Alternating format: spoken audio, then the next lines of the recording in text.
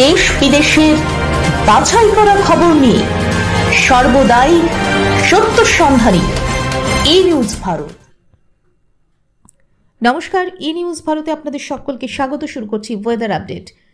Latest update অনুযায়ী উত্তর আন্দামান সাগরে ঘূর্ণাবর্ত তৈরি হয়েছে। ঘূর্ণাবর্তটি বর্তমানে রয়েছে পশ্চিম মায়ানমার উপকূল এবং দক্ষিণ পূর্ব বাংলাদেশের ওপর।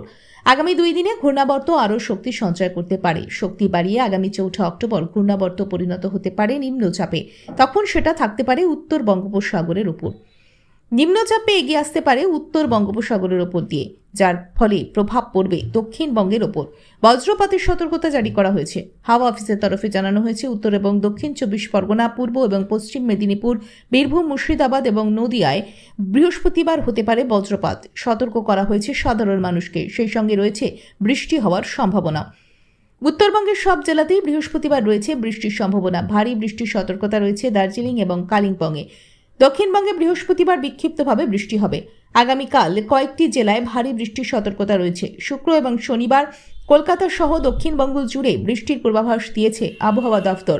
দক্ষিণবঙ্গে আগামী 2 থেকে 3 দিন মেঘলা আকাশ। শুক্রবার ভারী বৃষ্টির সম্ভাবনা রয়েছে উত্তর ও দক্ষিণ 24 পরগনা জেলাতে।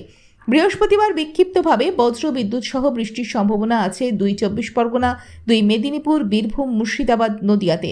কলকাতায় বৃহস্পতিবার বৃষ্টির সামান্য সম্ভাবনা, মূলত মেঘলা আকাশ। দিনের তাপমাত্রা কিছুটা কমতে পারে। বাতাসে জলীয় বাষ্প বেশি রয়েছে। বৃষ্টি না হলেও কিছুটা অস্বস্তি থাকবে।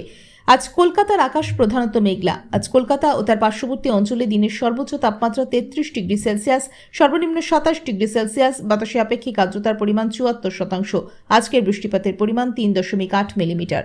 ব্যুরো রিপোর্ট, ই নিউজ ভারত।